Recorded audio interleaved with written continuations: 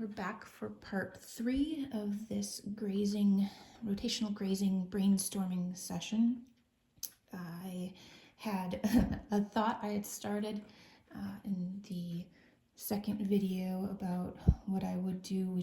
I mentioned something about squares, and so if you imagine, I never finished that thought about squares. So if you imagine this is polywire.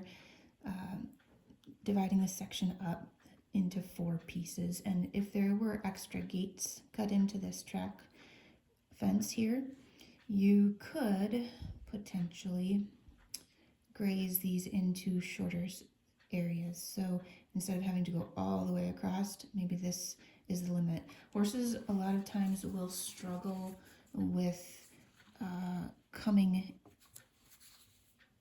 in and all the way back. So here's a thought.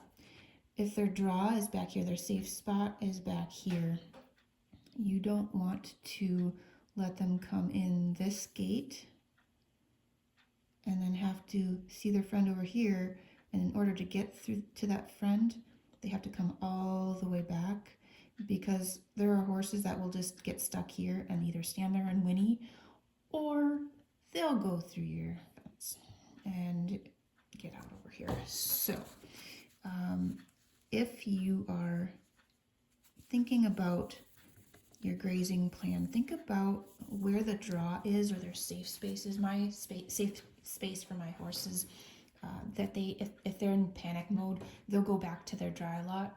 This is not my setup, just for clarification. This is a hypothetical setup. But say this is their safe spot, or maybe it's over here to the shed, right? For them to get into this corner and then have to go away to come back, that's going to be a lot for some, especially young horses or horses that are just prone to more the reactive types. So I would do this to shorten up this side, and make a shorter grazing cell here.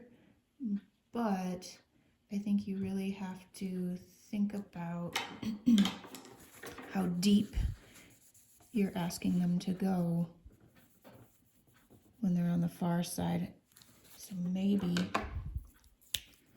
this line looks more like this, right? Where you can still get them in, get them back. They're not going to struggle so much if they don't have to go so far to get back out the gate.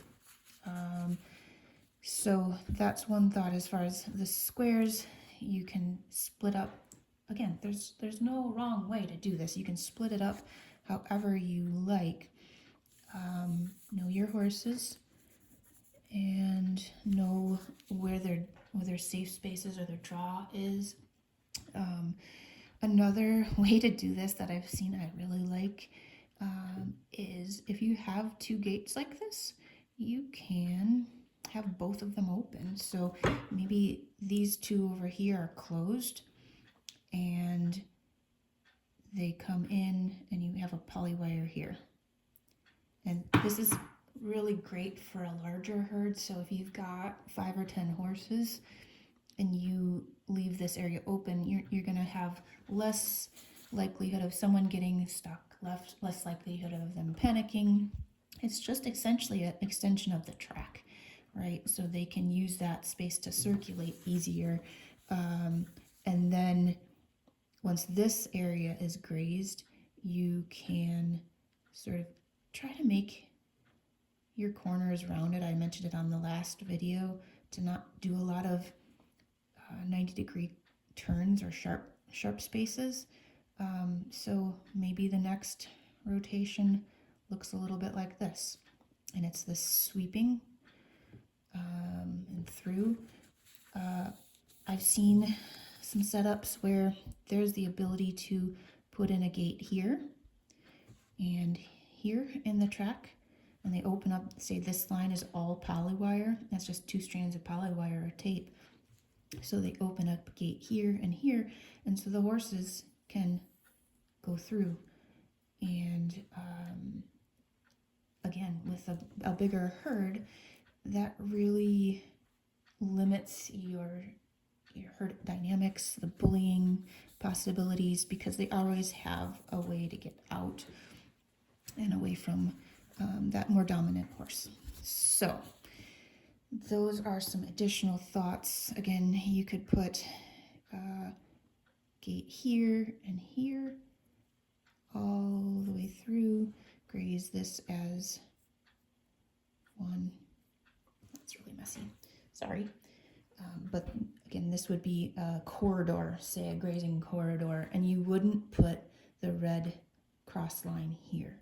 This would all just be open, but maybe you could get 10 different corridors and leave that open for 3-4 days. And you could, another way to do that would be to start out with it fairly narrow. Like, again, I tend to try to not have this space much less than 20 feet, but then say they've been on it for a couple days, maybe you move this line over a little bit more. And so if your gate is still here and here, but you can open that and give them some extra fresh grazing there. So yeah, thoughts. You can move this guy, same thing, to where it sort of bows out, and then shift to grazing. Once you're done in this area, shift to grazing this from these two sides, right? So all these little corners that wouldn't get grazed here, you would essentially, you could leave this. I don't love these little corners, so I would probably just straighten that out. I don't care if a little tiny area gets regrazed. We're looking at big picture here, guys. We're not looking at the 2 feet of area that might have gotten regrazed. Again, if you've got those spots where maybe they had access from this side and then they get access from this side to that same spot, pick some poop from your shed and toss it on that 2-foot spot. You know, if you're worried about them overgrazing, that's a great option, because they're not going to want to graze that area then if you put some poop on there.